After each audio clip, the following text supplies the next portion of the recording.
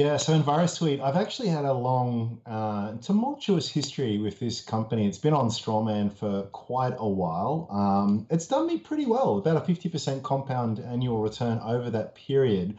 But it is a small cap company, about $100 million in market cap, and it does sort of swing from like stupidly cheap to stupidly expensive. So I'm a very much a long-term holder here, but there has been some adjustments along the way with this one. And what's really interesting with this, and I'll get to what they do in a moment, is that they've really fallen out of favor of late. So I felt as though it was time to maybe shine a bit of a light on them. So these guys are environmental intelligence, environmental monitoring. So they connect up all these environmental sensors that are out there in the field that might detect things like odor or noise or vibration or dust, all kinds of different things. And they incorporate that all together to give their customers a real overview in terms of what's happening at their sites. So the kind of sites or the kind of customers that they have are things like mines and ports. More recently, airports are a very big part of what they do, thanks to a very large transaction at the start of last year.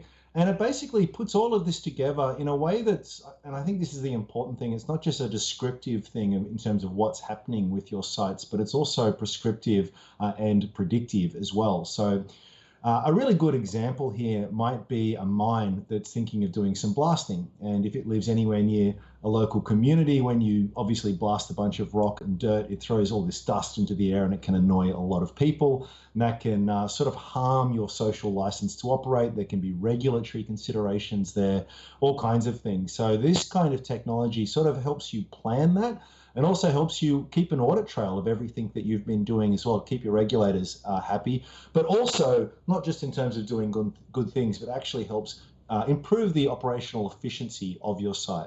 So it's a company that's sort of grown and changed rather rapidly over the years. They're doing that kind of stuff with water treatment plants and also with smart cities, also with ports, as I say.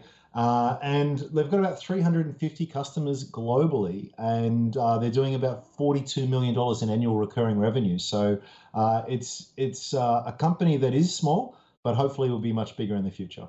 Yeah, nice.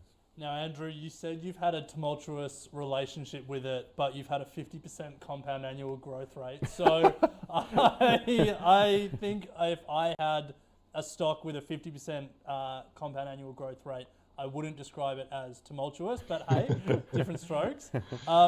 We will move on to the next one though. Interested to hear what your relationship with this one is. Osco Healthcare, ASX ticker AHC. This one's even smaller, $34 million micro cap. So for people who haven't heard of the company, what does it do? And then why do you like it?